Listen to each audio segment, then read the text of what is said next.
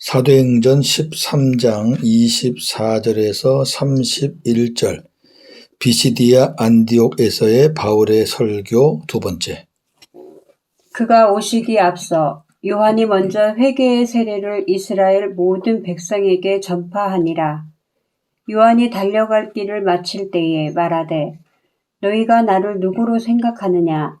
나는 그리스도가 아니라 내 뒤에 오시는 이가 있으니 나는 그 발에 신발끈을 풀기도 감당하지 못하리라 하였으니 형제들아, 아브라함의 후손과 너희 중 하나님을 경외하는 사람들아, 이 구원의 말씀을 우리에게 보내셨거늘 예루살렘에 사는 자들과 그들 관리들이 이 예수와 및 안식일마다 외우는 바 선지자들의 말을 알지 못하므로 예수를 정죄하여 선지자들의 말을 응하게 하였도다. 죽일 죄를 하나도 찾지 못하였으나 빌라도에게 죽여달라 하였으니 성경에 그를 가리켜 기록한 말씀을 다 응하게 한 것이라. 후에 나무에서 내려다가 무덤에 두었으나 하나님이 죽은 자 가운데서 그를 살리신지라. 갈릴리로부터 예루살렘에 함께 올라간 사람들에게 여러 날 보이셨으니 그들이 이제 백성 앞에서 그의 증인이라. 아멘. 말씀의 주제 세례 요한에 대해서, 그리고 하나님을 경외하면서도 예수를 몰랐던 이스라엘 백성들. 24절에서 25절 세례 요한입니다. 예수께서 오시기에 앞서 세례 요한이 먼저 회개의 세례를 이스라엘 모든 백성에게 전파하였습니다. 세례 요한이 자기의 달려갈 길, 자기의 사역을 다 마칠 때에 말하기를 너희는 나를 누구라고 생각하느냐? 나는 그리스도가 아니라 내 뒤에 오시는 이가 있으니 나는 그의 발에 신발끈을 풀기도 감당하지 못한다고 하였습니다. 바울의 설교를 듣고 있는 사람들은 유대인들이었기 때문에 그들은 세례 요한에 대해서 잘 알고 있었고, 유대인의 입장에서는 예수보다 세례 요한을 더 위대하게 생각하고 있었습니다. 유대인으로서는 당연해요. 예수를 모르니까 아직. 그런데 바울은 세례 요한의 고백을 통해서 예수님의 위대함을 증언하고 있습니다. 세례 요한은 자신이 예수님 앞에서 가장 낮은 노예에 불과하다고 고백했던 것입니다. 왜 그런가 하니까 당시 신발끈을 매는 것은 가장 낮은 노예에게 주어진 임무였기 때문입니다. 자, 세례 요한이 나왔으니까 세례 요한에 대해서 살펴보겠습니다.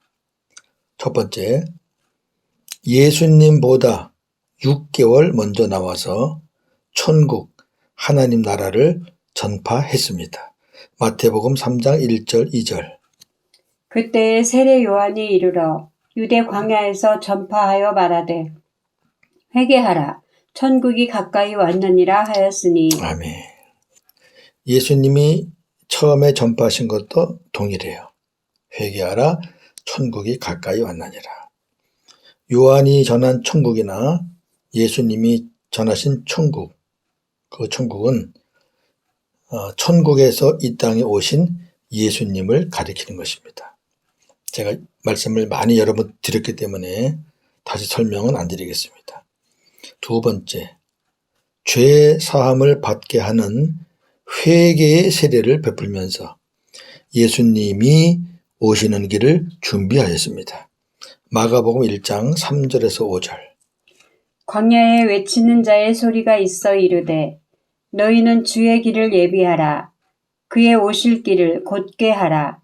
기록된 것과 같이 세례 요한이 광야에 이르러 죄 사함을 받게 하는 회개의 세례를 전파하니 온 유대 지방과 예루살렘 사람이 다 나아가 자기 죄를 자복하고 요단강에서 그에게 세례를 받더라. 아멘.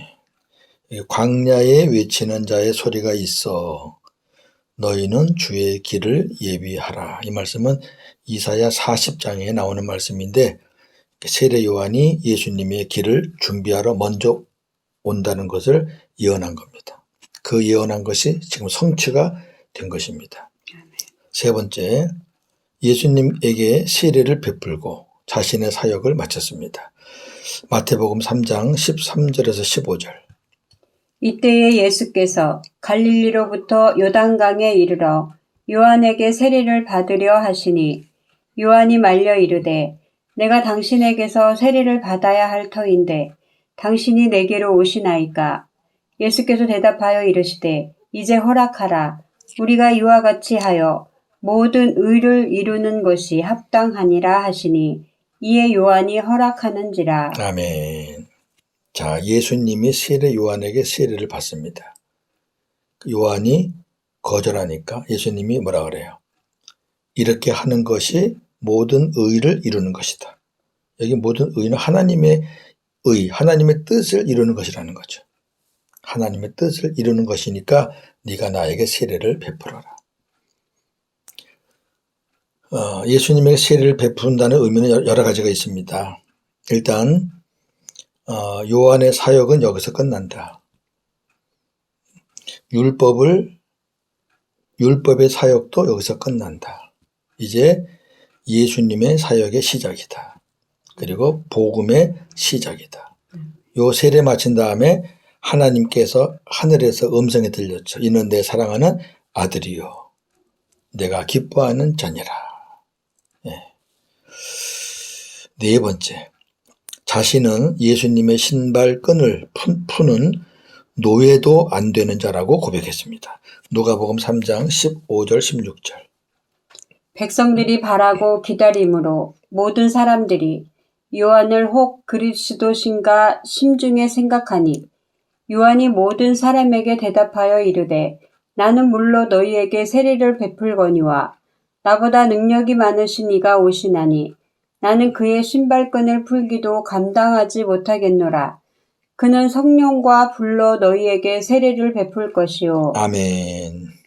자, 예수님은 세례 요한은 물세례, 예수님은 성령과 불로 너희에게 세례를 베푼다. 자, 성령과 불로 세례를 베푼다는 것은 언제를 말하는 거죠? 오순절을 말하는 거죠. 오순절. 성령께서 임하셨고 불의 혀같이 역사하셨고 성령과 함께 오신 그리스도께서 우리 안에 들어와서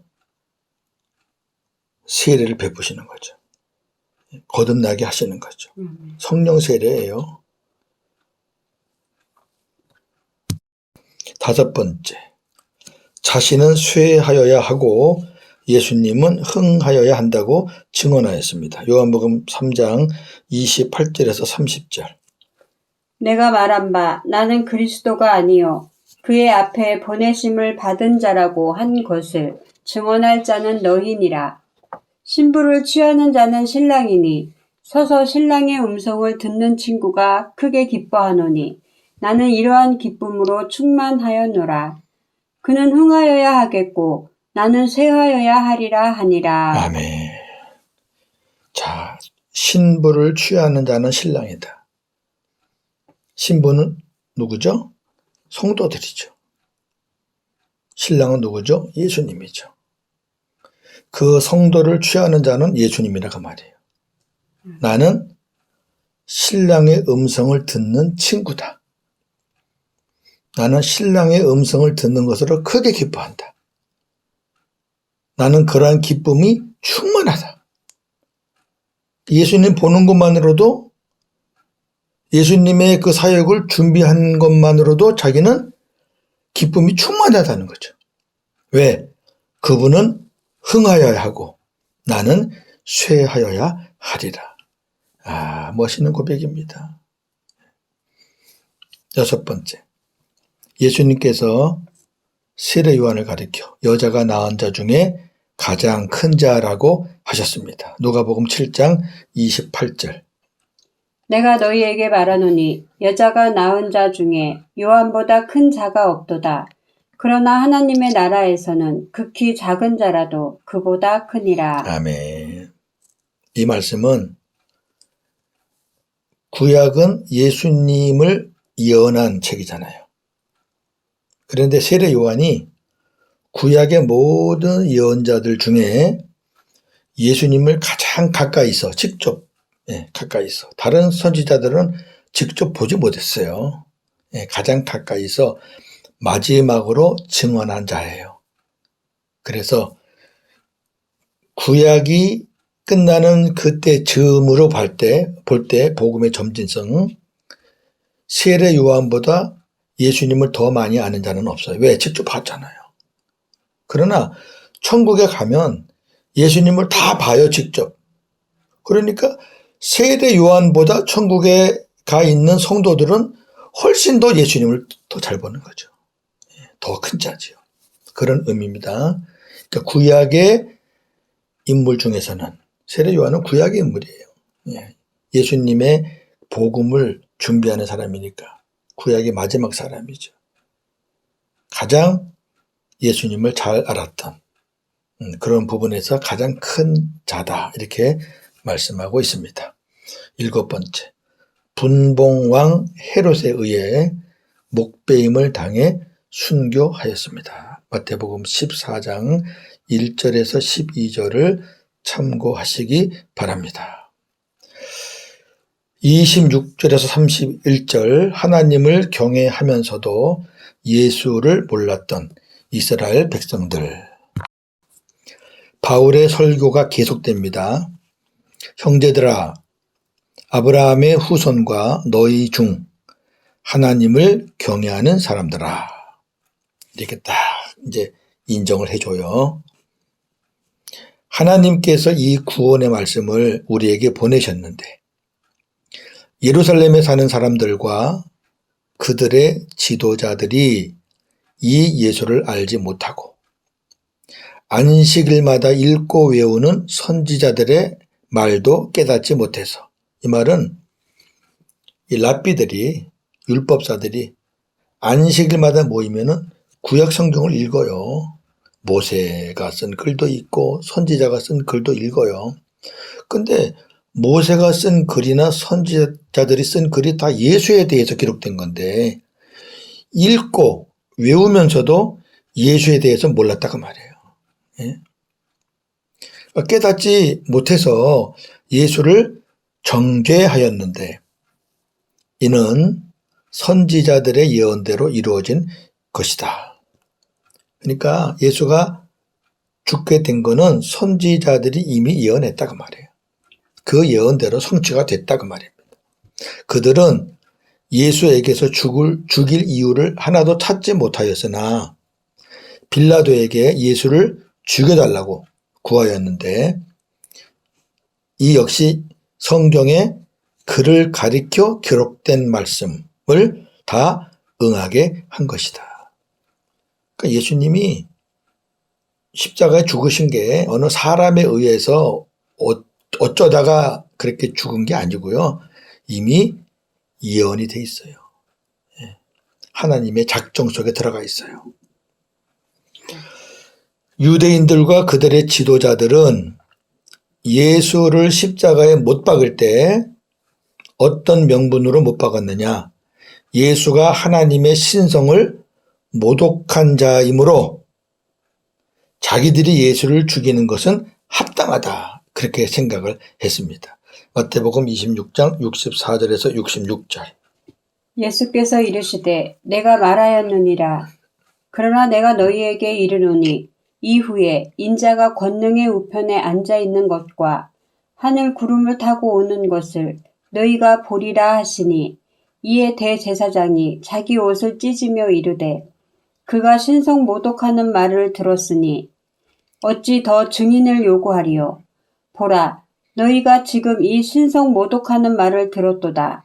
너희 생각은 어떠하냐? 대답하되 그는 사형에 해당하니라 하고. 아멘. 보세요. 예수님이 마지막 때 오신다고 하니까 막 옷을 찢으면서 신성 모독이다. 하나님을 모독하는 거다. 어떻게 할까? 그랬더니 사형입니다. 예. 합당하다고 생각하고 죽인 거예요, 이 사람들은. 즉, 사람들은 예수가 죽는 것이 자기가 지은 죄 때문에 죽는 것이라고 생각했습니다. 이 또한 이사야서에 예언되어 있습니다. 53장 3절 4절. 그는 멸시를 받아 사람들에게 버림받았으며 간고를 많이 겪었으며 질고를 아는 자라. 마치 사람들이 그에게서 얼굴을 가리는 것 같이 멸시를 당하였고 우리도 그를 귀히 여기지 아니하였도다. 그는 실로 우리의 질고를 지고 우리의 슬픔을 당하였거늘 우리는 생각하기를 그는 징벌을 받아 하나님께 맞으며 고난을 당한다 하였노라. 아멘. 이사야 53장은 예수님의 순환을 예언한 아주 대표적인 시입니다. 예수님이 우리 위해서 고난을 당하셨는데 사람들이 생각하는 것은 뭐예요? 그는 징벌을 받아 하나님께 맞으며 고난을 당한다. 자기가 지은 죄로 하나님께 고난을 당하는 거다. 이렇게 생각을 했다가 말입니다. 그대로 됐잖아요. 이 예언에 따라서 이 대제사장과 무리들이 당연히 사형이다. 이건 하나님의 이름을 모독했다. 그러나 예수님께서 십자가에 죽으신 것은 하나님의 예언과 하나님의 작정에 따라 성취된 것입니다. 자, 누가복음 22장 22절. 인자는 이미 작정된 대로 가거니와 그를 파는 그 사람에게는 화가 있으리로다. 아멘. 예, 작정된 대로 가는 거예요. 하나님의 작정이 있어요. 고린도전서 15장 3절. 내가 받은 것을 먼저 너희에게 전하였노니 이는 성경대로 그리스도께서 우리 죄를 위하여 죽으시고 아멘. 성경대로.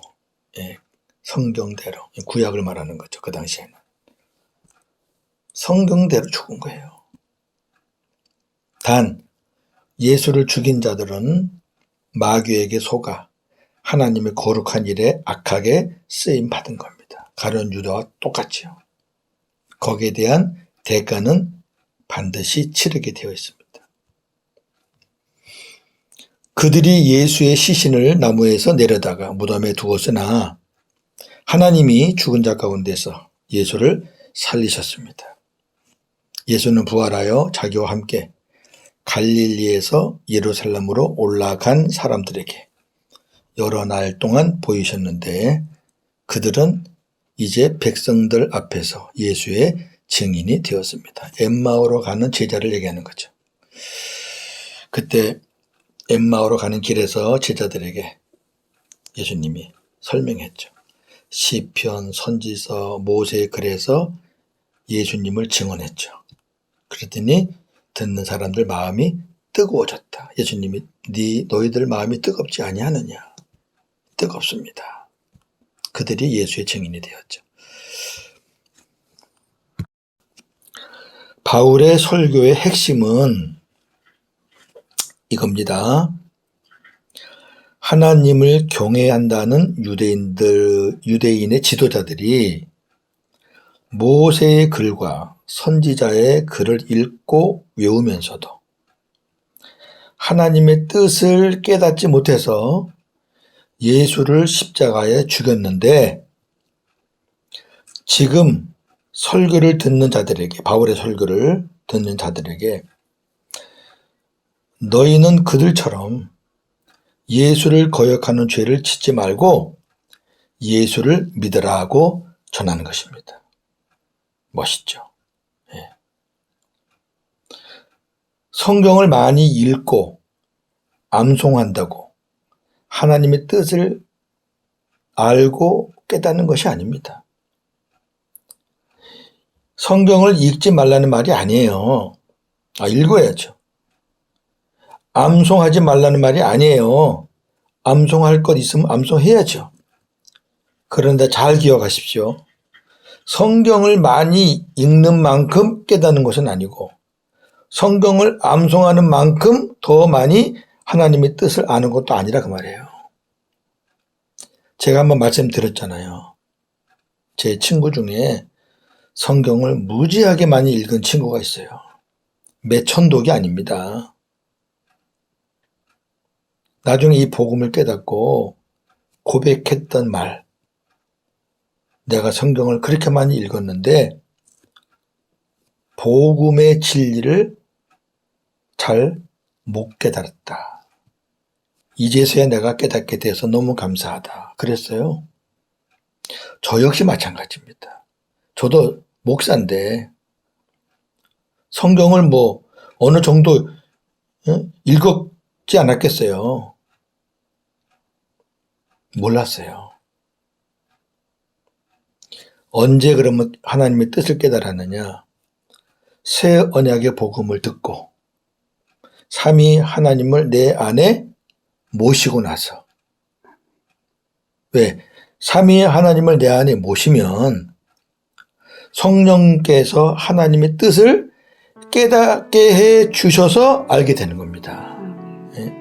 성령이 안 깨닫게 해 주시지 않으면 몰라요, 아무도. 하나님의 뜻은 성령만 알아요. 내 안에 삼위 하나님이 계시는 것을 믿으셔야 돼요. 삼위 하나님은 떨어져 계시는 분이 아니에요. 아버지는 어디 계시고 예수님은 어디 계시고 성령은 어디 계시고 하면 안 돼요. 삼위일체는 같이 계셔요. 그리고 거룩한 질서 속에서 역사하셔요. 아버지가 안 계시면 그리스도께서 하실 수 없고 그리스도가 안 계시면 성령께서 하실 수가 없어요.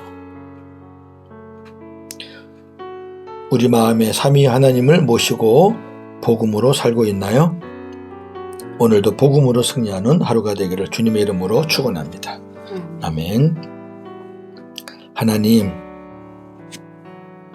이스라엘 백성들, 유대인들이 구약 성경을 얼마나 많이 읽고 암송합니까? 옷에 술을 달듯이 성경 구절을 줄줄 달고 다니면서 암송했다고 합니다. 지금도 이스라엘에서 랍비들은 그렇게 하고 있는 것을 저도 봤습니다. 그런데 그들이 예수를 죽였습니다. 성경을 많이 읽는다고 암송한다고 우리가 예수님을 깊이 아는 것은 아닙니다. 우리 지식이 얼마나 뛰어났다고 그 하나님의 깊은 뜻을 우리가 알겠습니까?